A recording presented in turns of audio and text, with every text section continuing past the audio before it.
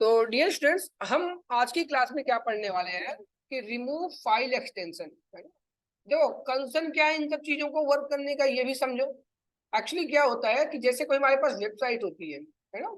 Suppose about.html, है ना। जैसे मैं आपको एग्जांपल अपना ही दिखा रहा हूँ, हम लोगों ने कल की क्लास में जो वर्क प्रोसेस किया था उसी के अकॉर्डिंगली, है ना। हमारे पास नोड एक्सप्रेस क्लास 4.js नाम की हमारे पास क्या थी, फाइल, है ना। तो डियर यहाँ पे हम क्या कर रहे हैं, नोड अपना एंट्री में स्टार्ट कर लेते हैं, है ना।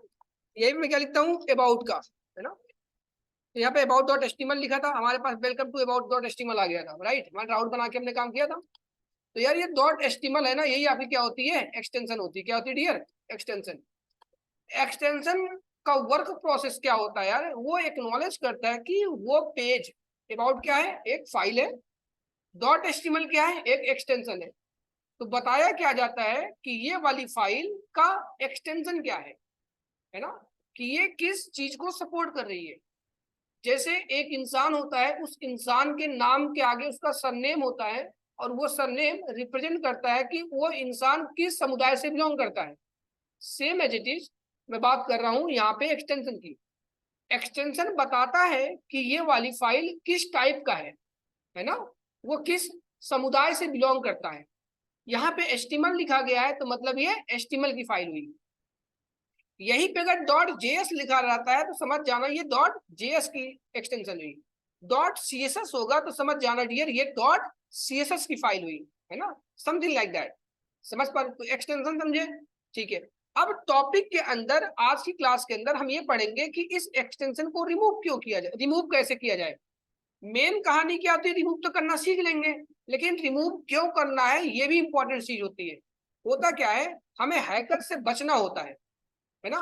ये भी एक तरह का मैं बात करूं स्टेप्स है कि आपने एक्सटेंशन को अगर हाइड करके रखे रहते हो तो आपके जो भी हैकर्स होते हैं, है ना, आपके प्रोग्रामिंग लैंग्वेजेस को प्रिवेंट यूज मतलब उसको चेक करने में क्या करते हैं, अच्छे से चेक नहीं कर पाते, जिससे आपकी हैकिंग के जो स्टेप्स होते हैं थोड़ा कम हो जाते हैं।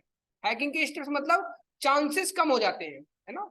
आप अपनी चीजों को हाइड करके रखो, एक्सटेंशन को हाइड करके रखो तो पता नहीं चल पाता कि ये वाली पेज किस प्रोग्रामिंग लैंग्वेज में बना हुआ है।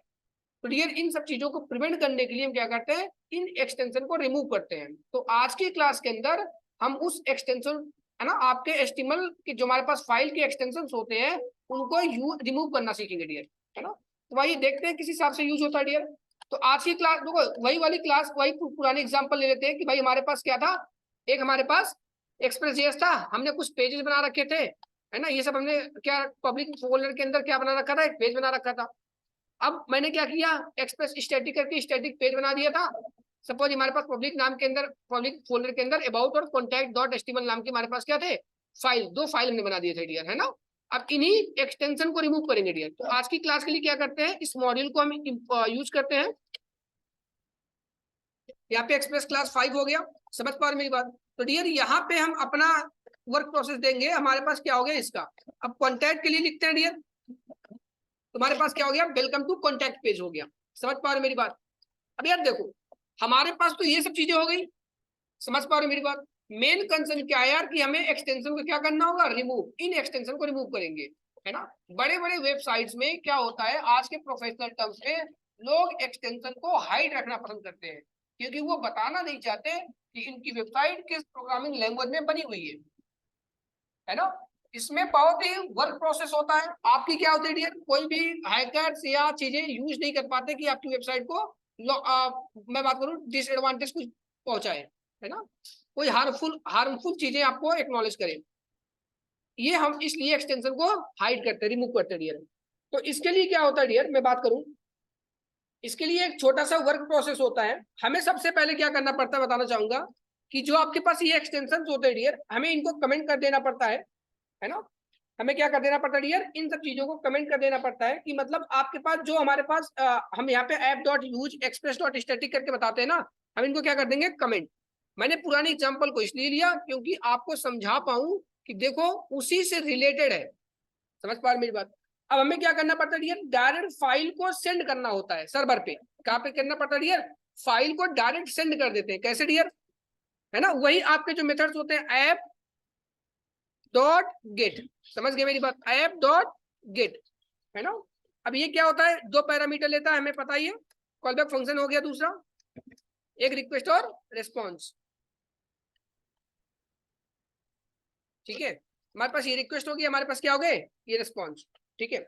अब यार हमारे पास जो रिस्पॉन्स होता है उन्हीं को सेंड फाइल करना पड़ता है, क्या करना पड़ता है डियर, सेंड फाइल। हमारे पास जो रिस्पॉन्स होता है डियर, हम क्या करते हैं, पूरी पूरी फाइल को सेंड करवा देते हैं। अब वो फाइल कहाँ पर रखा गया है, पब्लिक फाइल पाथ के अंदर, तो पब्लिक पाथ को क्या करते हैं, इसके अंदर हम एक्नॉलेज करा लेते हैं। हमने यहाँ पे क्या कर लिया, एक्नॉलेजमेंट पब्लिक पाथ को, है ना। बैकटिक क्यों की लगा रहा है, क्योंकि हमें चीजों को एक्नॉलेज करने में आसानी होगी। अब उसके अंदर क्या करेंगे डियर, कौन सी फाइल को करना है आपको, हमें अबाउट वाले फाइल को विदाउट यूजिंग रीनेम, समझना मेरी बात, विदाउट यूजिंग एक्सटेंशन पास करेंगे।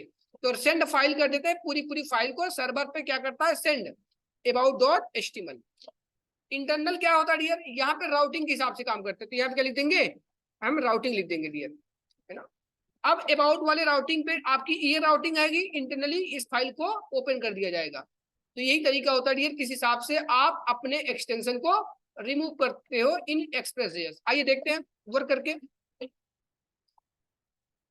कुछ यहाँ पे एरर आ गया, सॉल्व कर लेते हैं इस एरर को थोड़ा।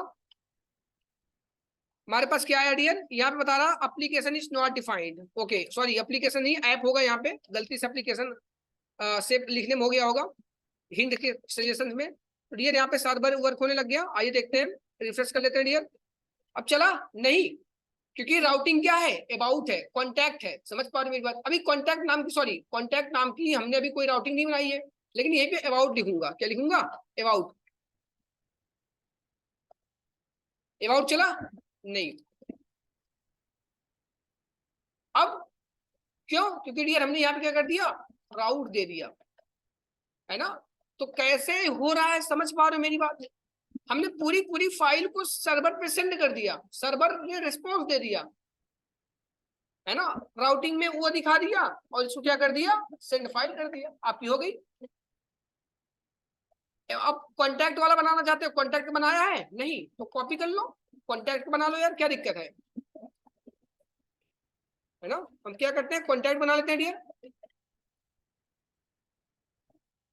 है ना। जो फाइल नेम होगी वही लिख देंगे, कॉन्टैक्ट, देखते हैं फाइल नेम क्या है, पब्लिक फोल्डर के अंदर कॉन्टैक्ट है तो कॉन्टैक्ट लिख दिया।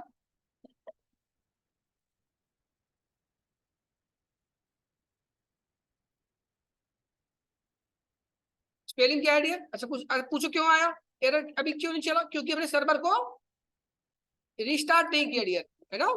Control C node file name हमारी सर्वर चल गई, अबाउट आ जाएगा।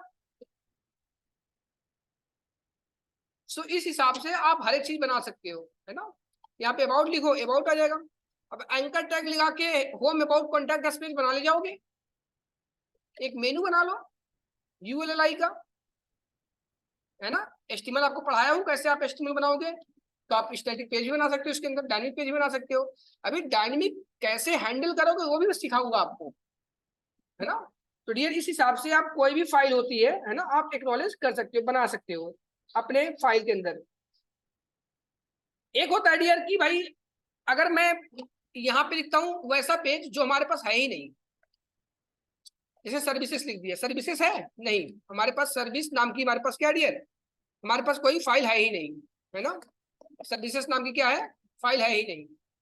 तो डियर यहाँ पे क्या करना पड़ता है, लिखाना पड़ता है पेज नॉट फाउंड, क्या करना पड़ता है डियर, पेज नॉट फाउंड। तो एक काम करते हैं, उसके लिए लिखते हैं क्या, है ना, लिख देते पब्लिक कॉपी किया, है ना, पेज नॉट फाउंड, समझ गए डियर, पेज नॉट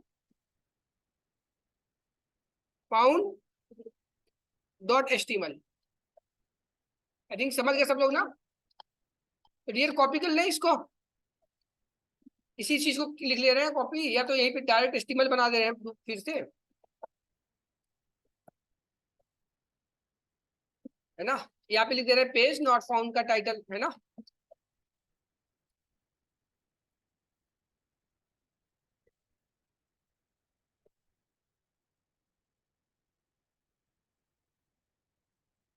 बोलो डियर, मतलब आप राउटिंग पे कुछ गलत चीजें सर्च कर रहे हो, समझ पा रहे मेरी बात, तो उसको किस हिसाब से क्या करना पड़े, यूज करना पड़े।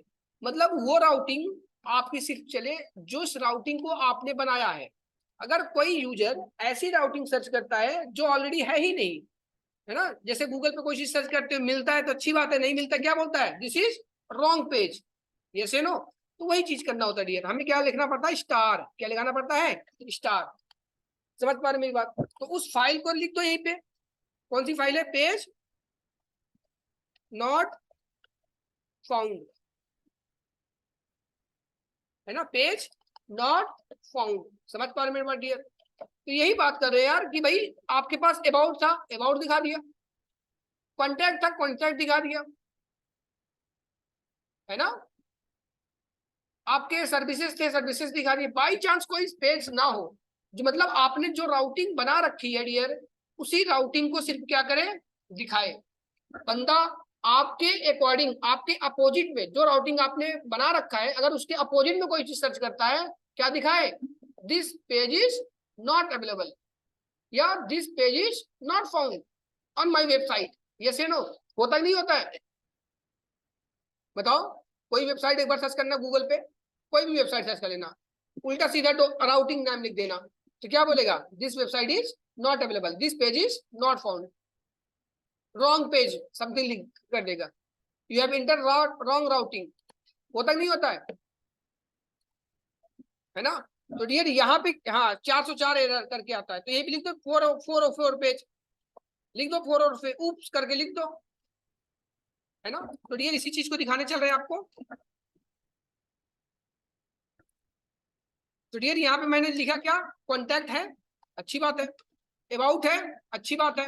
अगर मैं बात करता हूँ सर्विसेज बनाया मैंने, बताओ, पेज नॉट फाउंड, और क्या बनाया है, अबाउट बनाया था ना, अबाउट अस बनाया है, नहीं बनाया, नहीं है, अबाउट बनाया है, अबाउट अस नहीं बनाया। I think you are getting my point, है ना। सो इसलिए डियर इस हिसाब से चीजें एक्नॉलेज होती है।